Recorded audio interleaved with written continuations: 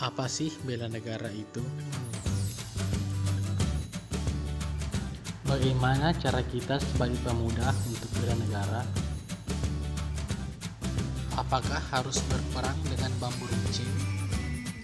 Atau memusuhi negara asing yang telah menjajah negara kita?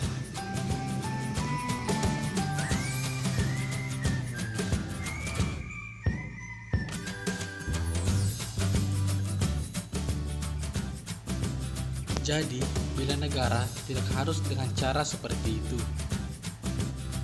Pada dasarnya, bela negara adalah sikap dan perilaku warga negara yang dijiwai dengan kecintaannya terhadap NKRI. Sebagai generasi muda bangsa, apa yang bisa kita lakukan sebagai wujud dari bela negara? Yang pertama, menumbuhkan sikap toleransi yang tinggi terhadap orang lain. Yang kedua, melestarikan kebudayaan Indonesia. Yang ketiga, menghormati jasa pahlawan dan tidak melupakan sejarah bangsa. Sebagai seorang pelajar, sudah seharusnya kita rajin belajar dan tidak bermalas-malasan, agar kelak kita bisa ikut berperan penting dalam kemajuan negara.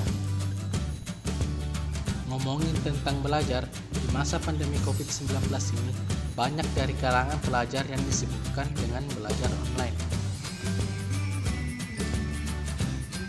Hal ini terjadi karena, seperti yang kita tahu bahwa di masa pandemi COVID-19 ini, semua orang harus menerapkan ajuan dari pemerintah untuk tidak berkerumun dan social distancing, karena dikhawatirkan akan mempercepat penyebaran virus corona.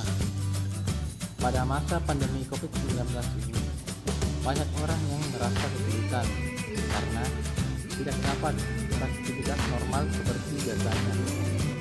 Selain itu, intensitas bertemu dengan orang lain harus dibatasi, sehingga banyak orang yang memanfaatkan waktunya di rumah. Dalam hal ini, bagaimana peran pemuda di masa pandemi COVID-19 ini? Yang pertama, menjaga jarak fisik atau social distancing dan sering mencuci tangan bila bepergian dan selalu menggunakan masker. Yang kedua, bergabung sebagai relawan COVID-19, baik secara swadaya maupun bergabung dengan BNPB.